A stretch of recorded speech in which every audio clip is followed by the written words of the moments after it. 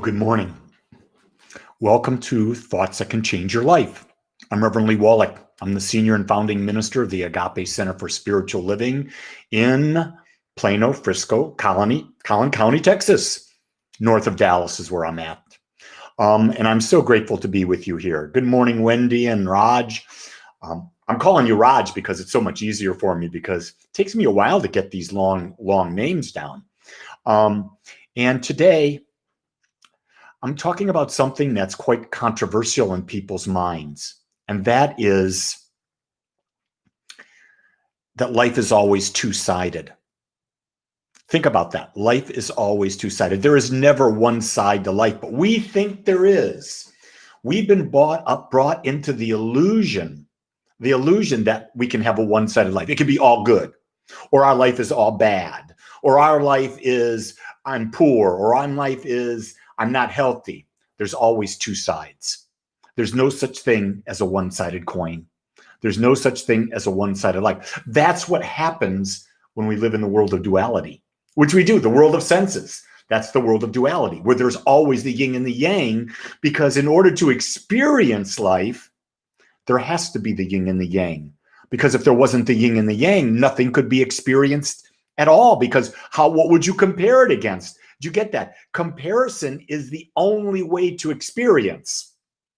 Then we go into the mantra, well, comparison is also the death of joy. Let's just simply take a relationship. Compare your spouse with someone else's spouse. You're going to find good things in that other spouse, but you're not looking at the good things that are in your wife or your husband. You don't look at that stuff. We only tend to laser focus instead of getting a broad focus where we can see both sides of the situation. So we're coming into that holiday here in the United States called Thanksgiving. And what I notice about most people is they only give thanks for the good things in their life. Think about that. What are they doing when they're only giving thanks for the good things in their life? What they perceive are good. They're literally setting themselves up to be disappointed, aren't they? Because no matter how much you focus, there's always going to be the other side. So in true retrospect, and you look at what is gratitude, gratitude means being grateful for everything. Everything. Let's assume you were married and you got divorced. Bad thing. Okay. What good came from the divorce? There's good. Probably, I got my freedom. I was being confined.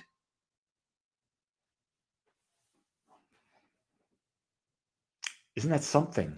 We don't realize that, but a lot of times the reason we leave relationships is because our freedom has been taken away. And underneath everything, our freedom is the single most important thing to us. We want the freedom to experience life. We want the freedom to go where we thought. Well, yeah, the bad side of your life has brought you to the positive in your life. Well, as long as you're open to it, Wendy, you're dead on. The challenges make you grow, Beth. You know that.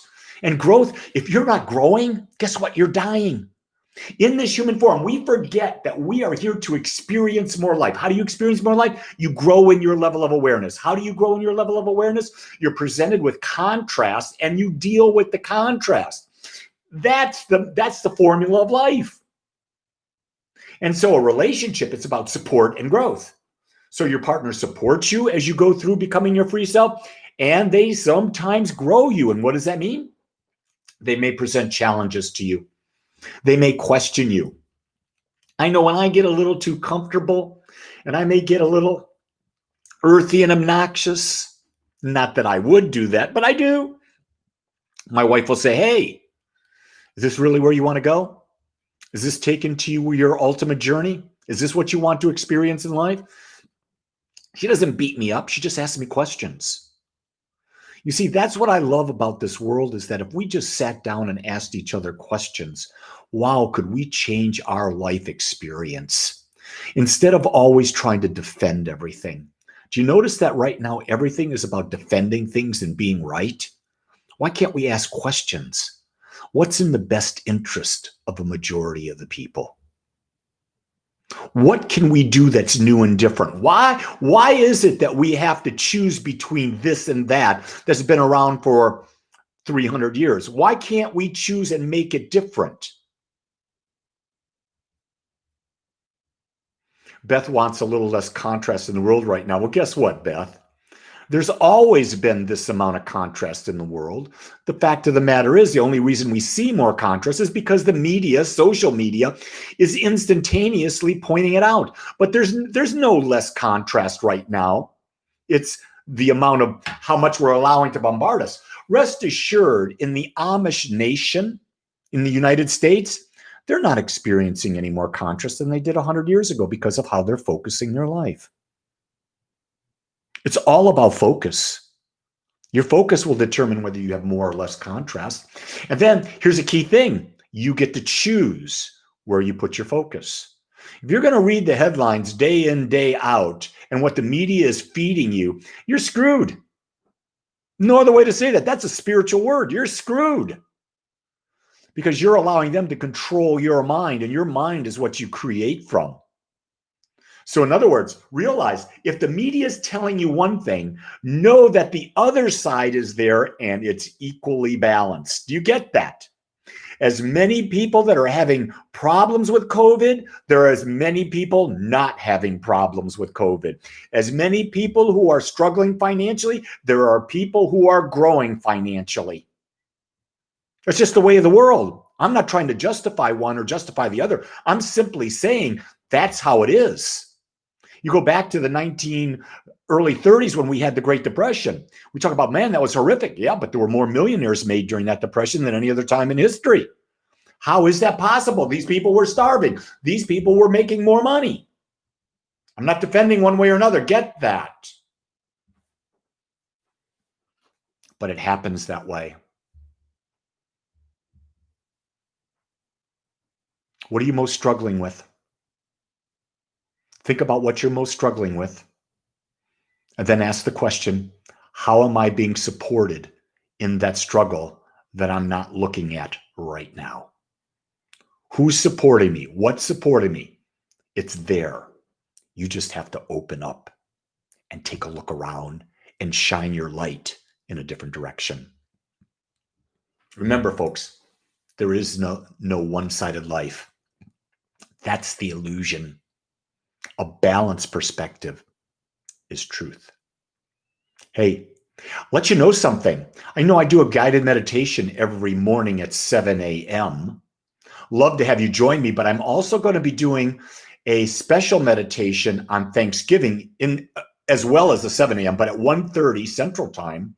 We're going to meditate, and then we're going to go through a gratitude exercise together. So if you're interested in doing something like that on Thanksgiving because you can't be with the whole family and whatever, hey, go to agapecsl.com and it'll be on our calendar.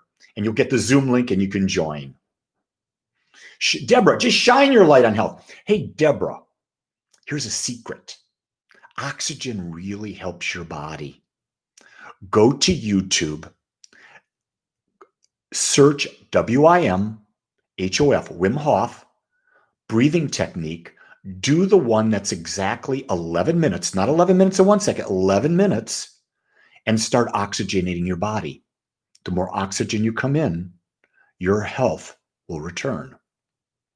It'll also quiet your mind. Give it a shot. I've been doing it for well over a year, and the results are amazing. Amazing. And you're going to think I'm crazy when you hear this guy. I'm not crazy. I've tested it. It works. So until then, have yourself a great day. And if no one tells you this today, I accept you, which means I love you just the way you are. Aloha.